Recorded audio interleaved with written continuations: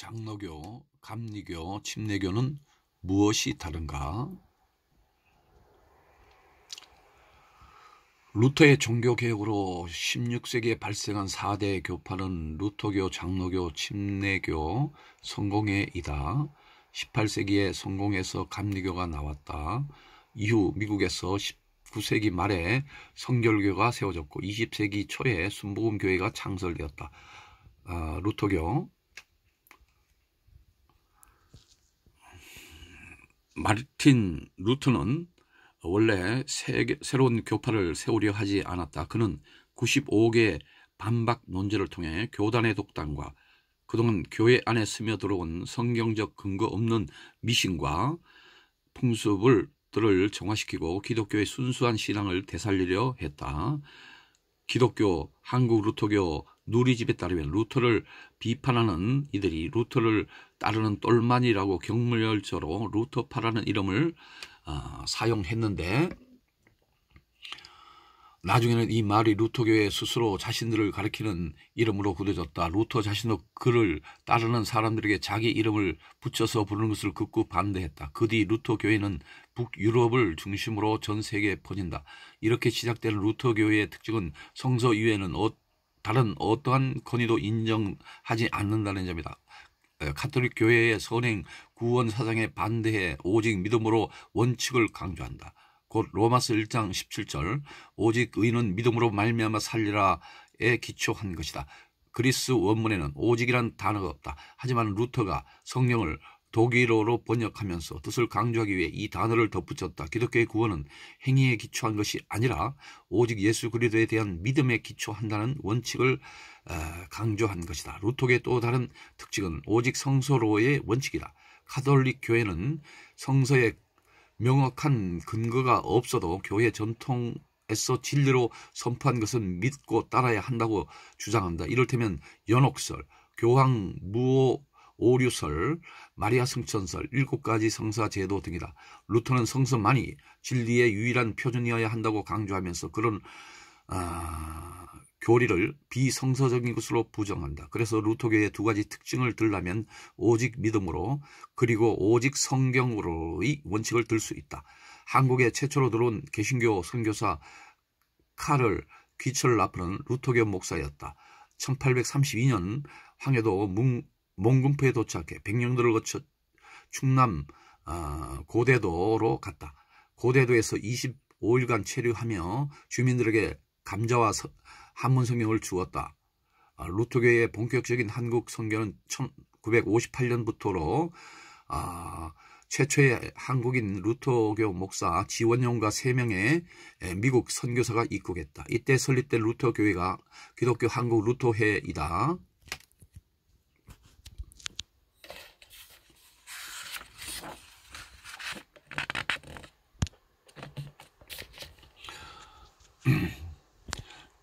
이후 설립된 선교기관과 신학대학, 컨콜디아 출판사와 루터란 아워 라디오 방송 루터대학교가 있다. 한국의 루터교회는 다른 주류 개신교단에 비해 카톨릭적인 색채가 많이 남아있다. 그 다음에 장로교는 한국 최대 개신교파로 스코틀랜드에서 칼뱅의 제자 존 낙스를 중심으로 형성된 칼뱅주의 개신교회이다.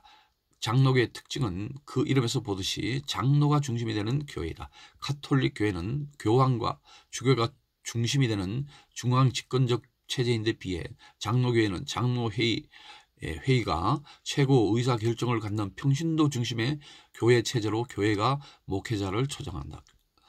장로교의 또 다른 특징은 예정론에 있다. 이미 하나님이 구원 받을 자를 미리 예정하고 그 사람이 세상에 태어날 때 그가 구원의 길을 갈 수 있도록 보존의 은총을 내리시고 마지막에는 실제 구원을 얻도록 이끈다는 것이다. 이 교리는 구원의 영역에서 인간의 자만심이 들어갈 여지를 없애고 하나님의 절대 주권을 인정한다는 장점이 있는 반면 구원에 관한 인간이 할 수 있는 일은 아무것도 없다는 단점이 있다. 1866년 장로의 선교사 로버트 저메인 토머스가 제너럴 서머너를 타고 평양에 입국했다가 순교했다. 한국 개신교 순교자 1호이다. 그 뒤 미국 장로교회의 호러스 그랜트 언더우드 목사가 1885년 4월 5일에 감리교 선교사 아펜젤로와 함께 인천을 통해서 입국했다. 그는 아직 조선 정부에서 선교 활동을 허락하지 않았기 때문에 제중원에서 물리와 화학을 가르치는 교사가 되었고 조선어 문법책을 영어로 집필했다. 그는 교사가 되어보니 선교 이전에 낙후된 교육 환경 개선이 먼저라고 생각해서 예수교 학당, 서울 구세학당, 연희전문학교를 연이어 설립했다. 그 뒤 그는 첫 장로교 교회인 정동교회, 현재 세문안교회와 양평동교회를 설립했다. 감리교, 언도도 같이 입국한 감리교 선교사 아펜젤라 역시 선교 이전에 교육이 먼저라 판단해 한국 최초의 근대사학인 배제학당을 세워 교육을 선도했다. 그 뒤 정동제일교회를 설립했다. 그는 1902년 선박충돌 사고로 물에 빠진 조선인 여학생을 고려하다 익사했다. 그의 자녀들은 아들 헨리 도지 아펜젤러는 아버지의 뜻을 받들어 배제학당을 이끌면서 교육에 헌신하였고 딸 앨리스 레베카 역시 이화 학당을 발전시키는 데 큰 업적을 남겼다. 장로교가 주장하는 예정론과 달리 성경에는 예정론을 다 설명할 수 없는 요소가 많다. 예정론이 설명하지 못하는 이러한 문제점을 해결하기 위하여 하나님의 절대 주권을 부인하지 않으면서도 인간의 책임을 강조하는 교단이 생겨났는데 그것이 감리교이다. 감리교는 18세기 영국의 성공의 성직자 존 웨슬리가 세웠다. 감리교는 전통적인 교회 교리를 받아들이면서도 신자 개개인이 성령에 의해 감화되는 송화를 중요시했다. 웨슬러 스스로 감리교가 성공회 안에서 이루어지는 신앙 부흥 운동이라 여겼다. 그러나 웨슬리가 죽은 뒤 감리교는 성공회와 결별한다. 감리교는 복음적인 신인 협동서를 가르친다. 즉 곧 구원을 위해서는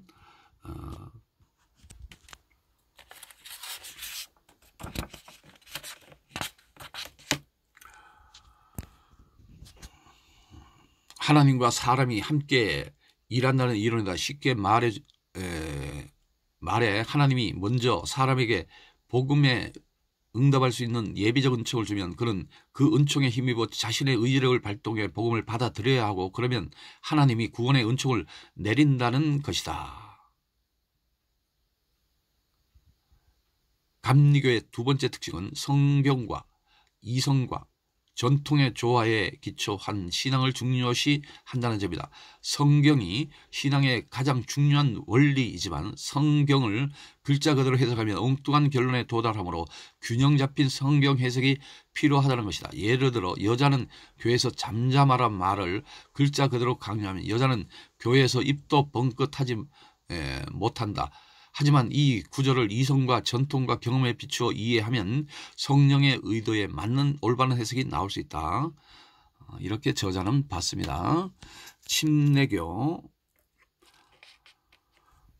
역사 신학자들에 따르면 1609년 암스테르담에서 청교도 운동에 분립하였던 영국인 존 스미스 목사를 중심으로 세운 교회가 최초의 침례교회이다. 예수에 대한 믿음을 고백한 후 신약 성경의 세례 요한이 사용한 방식에 근거해 물에 완전히 잠기는 침례를 주장하기 때문에 침례교회라는 교단 명칭을 갖게 되었다. 참고로 미국에서는 가장 큰 개신교회가 침례교회이고 그 다음이 감리교회이다. 침례교회는 자신의 개인적 신앙의 결단을 가장 중요한 원리로 가르치는 교단이다. 교회 문제에 국가가 개입하는 걸 금지해 종교 분리의 원칙을 고수한다. 따라서 침례교는 국가 교회의 개념을 거부한다. 종교 개혁기에는 왕이 카톨릭과 개신교파 중 하나를 선택하면 나라 전체가 그 교단을 선택해야 했다. 이것을 거부하는 사람은 이단자로 받거나 처형되었다. 침례교인들의 신앙을 철저한 개인적인 선택사항으로 여겨 이런 국가 종교의 개념을 거부했기 때문에 이단자로 몰려 박해를 받았다. 현재는 거의 모든 나라가 종교 분리의 원칙을 받아들이고 있는데 이는 침례교 신학의 영향이라고 할 수 있다. 또한 침례교는 다른 교단들과는 달리 유아세례를 인정하지 않고 완전한 성인이 침례를 통해서만 그리스도를 받아들일 수 있다고 믿는다. 유아는 개인적인 신앙의 결단을 할 수 없기 때문이다. 이런 신앙 배경 때문에 현재 침례교는 예수와의 개인적인 관계를 대단히 중요시하고 철저히 교회 중심으로 교회를 운영한다. 순복음교회, 오순절 교회라고 할 수 있죠. 지금 여의도 순복음교회가 세계적으로 가장 큰 그런 성령운동, 바로 순복음교회라고 할 수 있습니다. 오순절 신학에 영향받은 여러 교단을 일괄해 통칭하는 오순절 교회는 성령의 초자연적 은사를 강조하는 개신교의 한 갈래이다. 이들의 첫 단계는 1906년 미국 캘리포니아주 아주사에 있었던 부흥운동이 그 모체로 1914년 오순절 교파 태동의 출발점이 되었다. 이들은 승천한 예수 그리스도가 선물로 약속한 성령이 오순절에 임할 때 사도들이 성령 충만함을 경험하고 각 나라의 언어인 방언으로 말했다는 사도행전 2장의 사건이 현대에도 재현될 수 있다고 주장한다. 우리나라에서는 오순절 교회는 순복음교회를 가리킨다. 순복음교회는 성령 운동을 주로 하는 교단으로 두 가지 특징이 있다. 첫 번째 특징은 물세례와 성령세를 구분해 이들을 다 받아야 한다고 가르친다. 그 물세를 통해서는 하나님의 자녀가 이것으로는 부족하고, 두 번째 세례인 성령세를 받아야 성령의 능력이 임해서 확실 있는 신앙생활을 할 수 있다는 것이다. 이때 성령세례에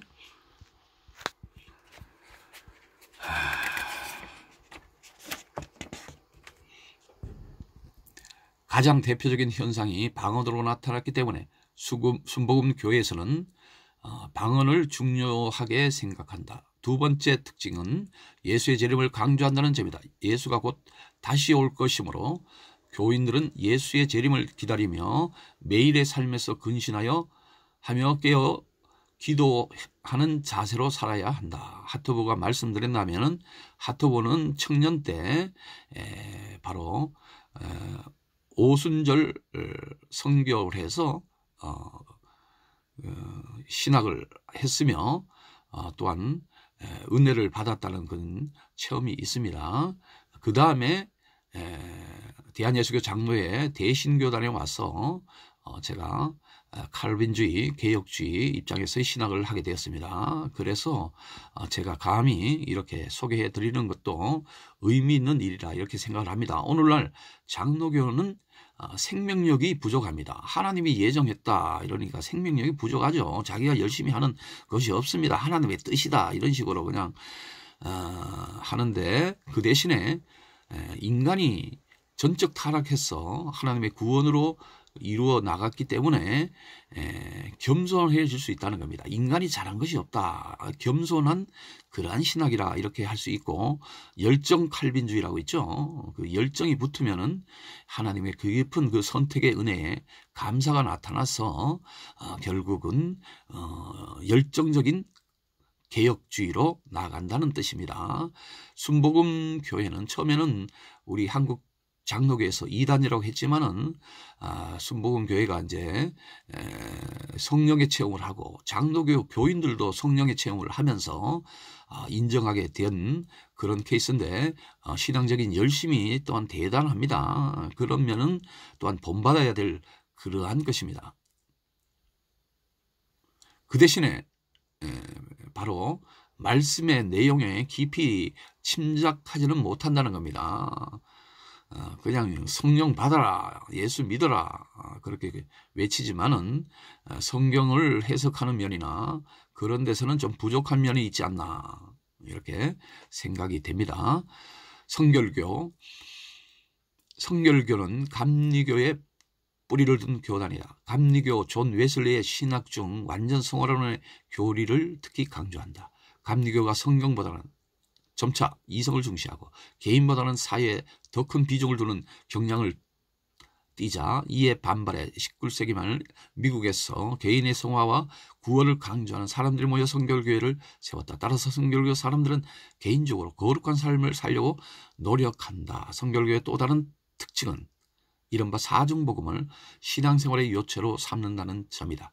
사중복음은 예수 그리스도를 믿음으로 하나님의 자녀로 다시 태어나게 된다는 중생의 복음, 신자는 성령세를 받아 죄를 이기고 거룩한 생활을 해야 한다는 성결의 복음, 하나님이 신자들의 그리스도를 위해 거룩하게 살 수 있도록 신자들의 몸을 건강하게 치유해 준다는 신유의 복음, 그리고 믿는 자에게 마지막 때에 공중 재림과 지상 재림을 경험한다는 재림의 복음을 뜻한다.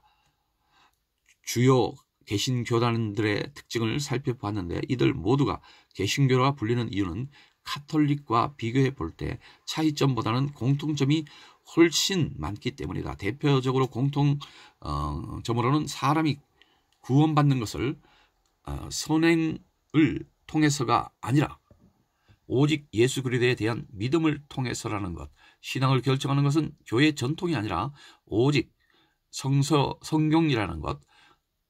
목회자의 독신을 강요하는 것은 비성경적이라는 것 등이다. 따라서 앞서 설명한 개신교단 간의 차이점은 수많은 공통점을 전제로 이해해야 할 것이다. 가톨릭이 1000년 동안 성경을 무시하고 그런 교회의 전통만 강조하고 신자들을 신음하게 했습니다.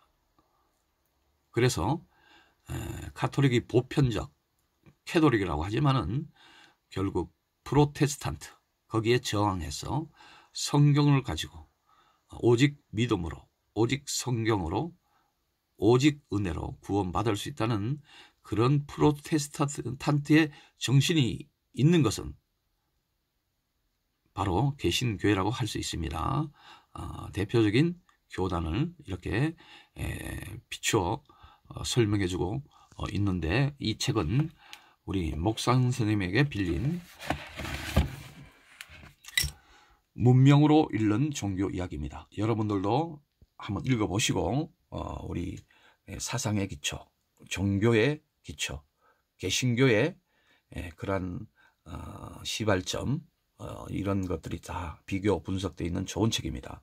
저는 발췌해서 읽었는데 언젠간 또 통독으로 한번 읽을 기회가 있지 않겠나, 정독으로 읽을 기회가 있지 않겠나 생각이 되면서 아주 좋은 책자입니다. 비교 종교론보다도 더 풍성한 내용을 갖고 있는 현대에 나온 책이다, 이렇게 말씀드릴 수가 있습니다. 빌려보셔도 됩니다. 감사합니다.